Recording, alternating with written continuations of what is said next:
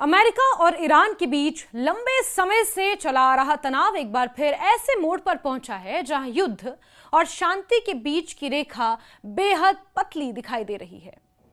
इस पर्सपेक्टिव में पाकिस्तान की राजधानी इस्लामाबाद में आयोजित होने वाली ये बातचीत न सिर्फ दोनों देशों के लिए बल्कि पूरे पश्चिम एशिया और यूं कहें कि वैश्विक राजनीति के लिए बेहद अहम मानी जा रही है।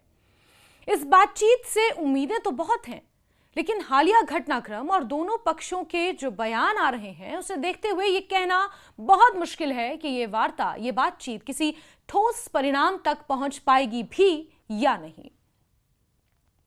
इस पूरे घटनाक्रम को समझने के लिए ये जान लेते हैं कि अमेरिका और ईरान के बीच तनाव की जड़ें कितनी गहरी हैं। 1979 की ईरानी क्रांति के बाद से ही दोनों देशों के रिश्ते लगातार खराब हो रहे थे। समय समय पर प्रतिबंध, परमाणु कार्यक्रम को लेकर विवाद, मध्य पूर्व में प्रभाव की लड़ाई और सैन्य झड़पों ने इस रिश्ते को और ज्यादा जटिल बना दिया। हाल ही के वर्षों में यह तनाव कई बार सीधे सैन्य टकराव के करीब भी पहुंच चुका। अब जब इस्लामाबाद में यह बातचीत की तैयारी हो रही है तो इसके पहले दोनों पक्षों के तीखे बयान माहौल को और ज्यादा सेंसिटिव बना रहे हैं। अमेरिकी राष्ट्रपति डोनाल्ड ट्रंप ने यह साफ तौर पर चेतावनी दी है कि अगर ईरान उनकी शर्तें नहीं मानता तो अमेरिका सैन्य कार्रवाई से पीछे नहीं हटेगा। उनके बयान में हथियारों से लैस जहाज तैयार हैं जैसी बातों ने यह संकेत दिया कि अमेरिका बातचीत के साथ साथ दबाव की रणनीति भी अपना रहा है। दूसरी तरफ ईरान ने भी अपनी भावनात्मक और राजनीतिक रणनीति का प्रदर्शन किया। ईरान के संसद के अध्यक्ष मोहम्मद बाघर कालिबाफ जिस बयान से इस्लामाबाद पहुंचे उसमें उन स्कूली बच्चों की तस्वीरें और बैग रखे हुए थे जो हाल ही में हुए हमलों में मारे गए। यह कदम केवल एक प्रतीकात्मक संदेश नहीं था, बल्कि यह अंतर्राष्ट्रीय समुदाय के सामने अमेरिका और उसके सहयोगियों को नैतिक रूप से कटघरे में खड़ा करने की एक भरपूर कोशिश थी। इस बातचीत में ईरान की तरफ से विदेश मंत्री अब्बास अरागची सहित कई वरिष्ठ अधिकारी शामिल हो रहे हैं, जबकि अमेरिका की ओर से उपराष्ट्रपति जेडी वेंस, ट्रंप के करीबी सहयोगी और दूत स्टीव विटकॉफ और जेरेड कुशनर जैसे नाम मौजूद हैं। यह दिखाता है कि दोनों देशों ने इस बातचीत को गंभीरता से लिया है और उच्च स्तर के प्रतिनिधियों को यहां पर भेजा है, इस्लामाबाद भेजा है, जिसे इस वक्त एक अभेद किले में तब्दील कर दिया गया है। पाकिस्तान की भूमिका इस पूरे घटनाक्रम में बहुत महत्वपूर्ण हो चुकी है। प्रधानमंत्री शहबाज शरीफ इस बातचीत के मेजबान हैं और उन्होंने इसे सफल बनाने के लिए हर संभव कोशिश की है। इस्लामाबाद के रेड जोन में स्थित सेरेना होटल को पूरी तरह सुरक्षित क्षेत्र में बदल दिया गया है। होटल को कई दिनों के लिए बुक कर लिया गया है और आम मेहमानों को वहां से हटा दिया गया है। इसके अलावा प्रधानमंत्री आवास को भी एक वैकल्पिक स्थल के रूप में तैयार किया गया है कि अगर बातचीत वहां पर संभव नहीं हो पाती तो प्रधानमंत्री आवास को एक ऑल्टरनेटिव के तौर पर देखा गया है। पाकिस्तान के विदेश मंत्री इशाक डार इस बातचीत में मध्यस्थ की भूमिका निभा सकते हैं। जानकारी जो मिल रही है उसके मुताबिक शुरुआत में दोनों पक्षों के साथ अलग अलग बैठकें होंगी और जब तक कुछ मुद्दों पर सहमति नहीं बन जाती तब तक आमने सामने की बातचीत नहीं कराई जाएगी।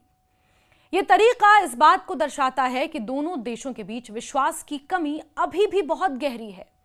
इस पूरी प्रक्रिया में सुरक्षा को लेकर भी अभूतपूर्व इंतजाम किए गए हैं, क्योंकि अगर थोड़ी सी भी चूक होती है तो ठीकरा पाकिस्तान के ऊपर फोड़ा जाएगा।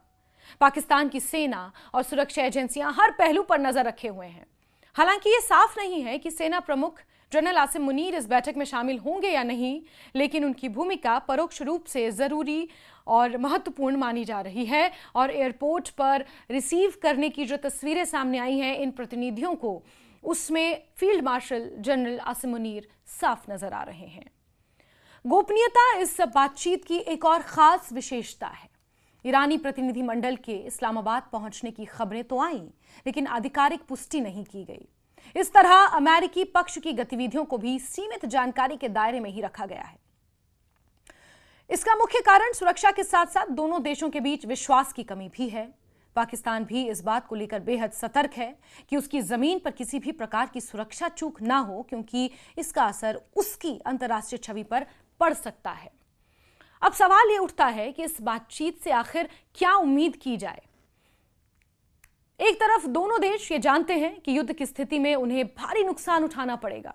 ईरान पर पहले ही आर्थिक प्रतिबंधों का भारी दबाव है, जबकि अमेरिका भी लंबे समय तक किसी नए युद्ध में उलझने से बचना चाहता है, और खासकर ऐसे मौकों पर जब अमेरिका ने जिन जिन देशों से मदद मांगी, सबने एक तरह इनडायरेक्टली मना कर दिया, चाहे उसमें नेटो देश ही क्यों ना शामिल हों, जो हमेशा से अमेरिका के सहयोगी रहे हैं।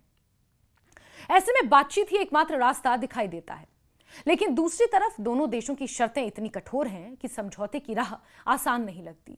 ये शर्तें सिर्फ राजनीतिक, रणनीतिक या आर्थिक नहीं लग रही, ये दोनों देशों की साख की शर्तें ज्यादा लग रही हैं।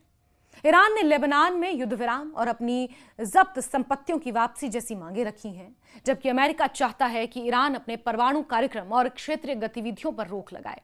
इन मुद्दों पर सहमति बनाना बेहद चुनौतीपूर्ण होगा। इस बातचीत का एक और बड़ा पहलू मनोवैज्ञानिक दबाव भी है।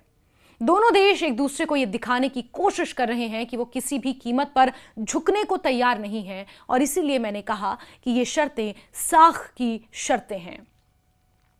बयानबाजी, सैन्य तैयारी, प्रतीकात्मक कदम इसी रणनीति का हिस्सा है। लेकिन अक्सर इतिहास ने यह दिखाया है कि ऐसे ही तनावपूर्ण माहौल में बड़े समझौते भी हुए हैं, क्योंकि अंततः दोनों पक्ष ये समझ जाते हैं कि टकराव की कीमत बहुत ज्यादा है।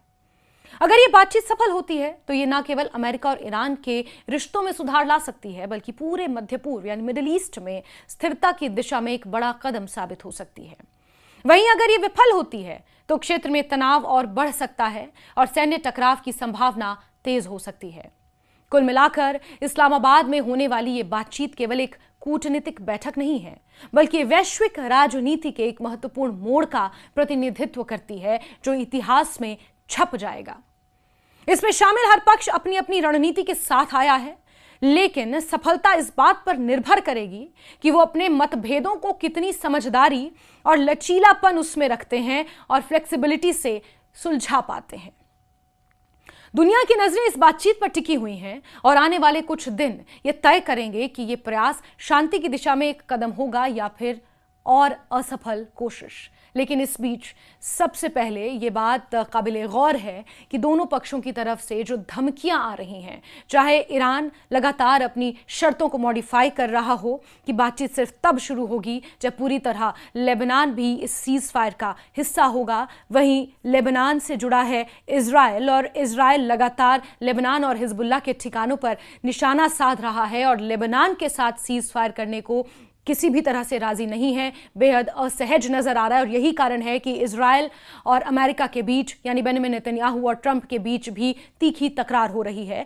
तो वहीं इस बातचीत से ठीक पहले अमेरिकी राष्ट्रपति डोनाल्ड ट्रंप की धमकी सामने आ चुकी है कि ईरानी अगर जिंदा हैं तो सिर्फ बातचीत के लिए, और अगर ये बातचीत नहीं होती है तो फिर ईरान के ऊपर हमले जारी रहेंगे, और हथियारों से भरे जहाज अभी भी ईरान के करीब पहुंच रहे हैं। इस तरह की धमकियां इस बातचीत को किस दिशा में लेकर जाएंगी और लगातार बदलती शर्तें इस बातचीत को किस दिशा में लेकर जाएंगी, ये अभी भी बहुत बड़ा सवाल बना हुआ है। लेकिन दुनिया की नजरें, पूरे पश्चिम एशिया की नजरें, पूरे मिडिल ईस्ट की नजरें इसी बातचीत पर आज टिकी हुई हैं, जो पाकिस्तान की राजधानी इस्लामाबाद में होनी है।